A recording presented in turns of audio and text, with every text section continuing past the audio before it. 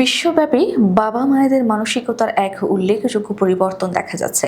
সাম্প্রতিক এক গবেষণা বলছে, ঐতিহ্যগতভাবে পুত্র সন্তানকে বেশি গুরুত্ব দেওয়ার প্রবণতা ক্রমেই হ্রাস পাচ্ছে, আর তার জায়গা দখল করেছে কন্যা সন্তানের প্রতি আগ্রহ। একসময় পরিবার গঠনের ছেলে সন্তানকে অর্থনৈতিক ভরসা, বংশরক্ষা এবং সামাজিক মর্যাদার প্রতীক হিসেবে বিবেচনা করা হতো। তবে এখন এই ধারণায় নাটকীয় রূপান্তর দেখা যাচ্ছে, বিশেষ করে জনসংখ্যায় শীর্ষস্থানীয় দুই দেশ চীন ও ভারতে।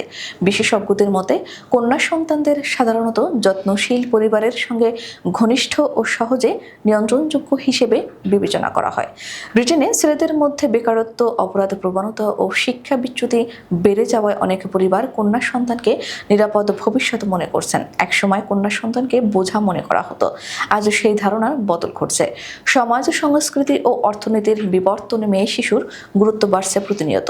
ভবিষ্যৎ গড়ার প্রতীক হিসেবে এখন কন্যা সন্তানই হয়ে উঠেছে সবার প্রথম পছন্দ।